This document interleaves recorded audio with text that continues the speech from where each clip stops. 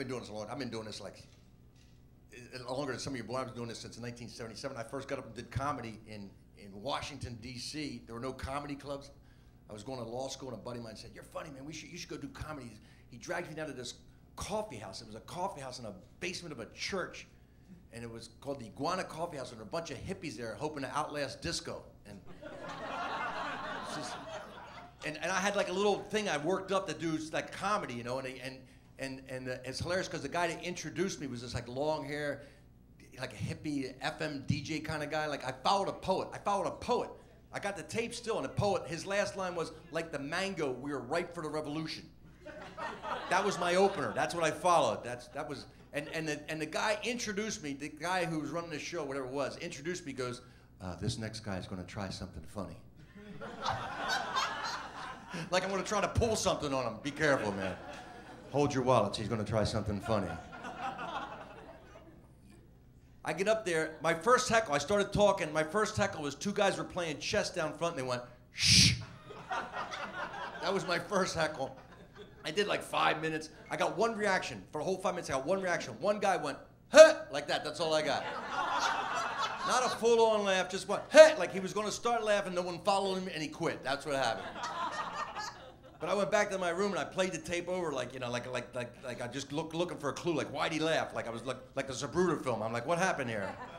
I saw the head snap back and I don't know what happened, but somebody laughed.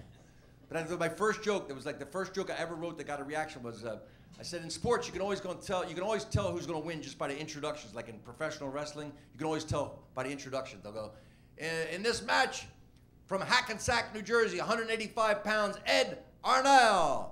His opponent, from parts unknown, 795 pounds, Haystack Calhoun. It's the same way with high school sports. In the 130-pound weight class from Oakcrest Regional High School, two-time New Jersey State champion, two-time Christmas tournament champion, undefeated senior Bob Siraki. His opponent from Pennsville High School, former student council treasurer. And that was the first joke I ever wrote that got a laugh. And I was like, and I was doing it, and there was no place to do comedy. I was like making my own places up. I was just going in like coffee houses, and friends of mine had a band, and I was going into band breaks, and my buddy who got me he was like my first agent, but he was just not really an agent. He says, I got a place we could go perform. It's down in Southeast Washington. It's called the Gay Cabaret. And we were like so unhip. We had no idea. We just thought like 1890s, you know, like gay cabaret. Like, oh, they're like hey, get up, hello. We had no idea it was a gay place. It was like, you know, homosexual gay cabaret. And then we get down there, and the guy who's there sees us. He goes, look, I got to warn you guys, that's talent night, but it's ladies' night. And we both, again, we're so idiots. We're like going, ladies' night? This is fantastic. We love ladies. So we go in, and of course, it's all lesbians. And this is back before, like, they weren't out. This was not like Ellen, everybody out. It was secret. You know, it was like 1977. People were still hiding. And I go, they introduced me, and I walk up, and it was like, you know, you're on stage sometimes as a comic, you know, maybe you don't know this, but sometimes a joke doesn't work, you feel a little chilly. This was getting sub-zero, like, I mean, they're just glaring at me, and I just have a little act to do. I just, like, go from A to B, you know, it's like, and then my dad, and I just doing this, and they're just staring at me, and at some point I realized it was really bad, and I blurted out, I said, well, I guess I'm your worst nightmare. And they laughed, and I was so stupid, and early in I didn't know that was the biggest laugh I was going to get. But I looked at it as encouragement, like, go on, do some more, joke boy. So I start talking again, and a woman sitting right up front just stands up, walks on the stage, grabs my arm, and leads me off. Didn't say a word. It was like a mercy killing. She might as well come up with a 22 and put it in the back of my head. It's better this way, you know. Yeah, just he didn't even say get off the stage. He just said, let's just take him off. It's better, you know. There's no sense talking to him. He obviously doesn't understand what's happening here. Just the hook. It was like it was like a vaudeville hook, you know.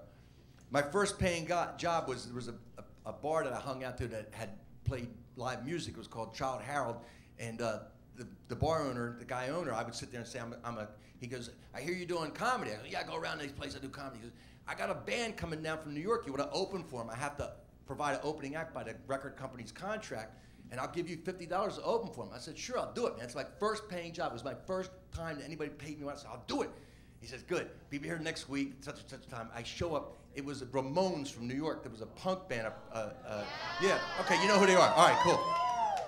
No, I didn't know anything about punk, you know. I mean, really, I show up and there's like mohawks and there's people with like safety pins in their cheek, literally, you know. I didn't know they existed, and they were all over the Washington, D.C. area, all these punks show up, and the place was packed and it was vibrant energy. And I'm standing back with the club owner, and he's laughing. He goes, "They're gonna kill you, man. You aren't gonna last 5 minutes in front of this crowd." I said, I'm gonna do my time, whatever I was supposed to do, 10, 50 minutes. I go, I'm getting my $50, man. I'm gonna do it, you know, because to me it was like an athletic event. It was like a rodeo. I'm on the horse for 8 seconds, man. When the buzzer hits, I'm getting my $50, but I'm on the horse, man. You know? And he goes, I'll tell you what, man, I am so sure that you're not gonna last 5 minutes that I will pay you double nothing. I'll give you $100 if you last the time, right? And nothing. You get nothing if you don't. And I go, I take the bet. So they introduced me. I don't know what they said for the introduction. All the audience heard was, "Ladies and gentlemen, not the Ramones." Please welcome, not the Ramones. Because they start booing, and I walked up, and it was one of those boos, like, they was so thick, I had to cut through, I had to, like, work my way through it. And it's just a little, it was like this room, it's just a little short stage, and there's, you know, the band's amps, drum kit were up there and all, and I'm standing up the front, trying to do my, and they're just yelling, and they're like, yeah, fuck you, and I'm like, anyway, so my dad said, you know, I'm just doing my little act. I only had a little act, of A to B to C to D, you know, just move from point to point to point. So at one point, they realized I wasn't leaving, and one guy sitting right up front just took his beer mug, you know, the beer, and he went like this, and he hit me with beer, right? But me, it's like, I just had to stay there. So it was like, I was just acted like I was on the front of a boat and got hit with some ocean spray. Anyway, so then my mom, and I go to the next bit, you know. And they realized I wasn't left, so the next guy, like another guy, just hits me with another beer. And I get hit again, I'm like a dog shaking off. Anyway, so, you know, because I'm just on the horse, man. Until the bell rings, I'm staying there. You know, there's no way. And then realized I would leave, and then they just started throwing beers. They actually started, like, they were organized. They got a line going. They would come to the front, the guy would throw a beer at me, and they'd walk off, and they'd cheer. It was like, you know, it was a beer throwing and a cheer, beer throwing and a cheer. And in the meantime, I'm just talking. Said, I grew up in a little small town. And finally, the club owner realized that the stage is getting soaked with beer, because I was just head to toe soaked. And he realized this is not good. Electrical equipment, liquid, all that, you know. And he's like, come on, you win. He's holding the money up. Come on, you win. So I was like, all right, good night. And they're like, fuck you. And I walk off. And I walk to the back of the room, and I'm soaked head to toe, right? And we go into the kitchen, and the Ramones are standing there waiting to go on, because that was the dressing room, it was just the kitchen, you know? And they're standing there with their guitars and on. They see me come in, and I don't know which one it was. One of the Ramones looks at me and goes, cool act, man. Like, that's what I was the human beer sponge, you know?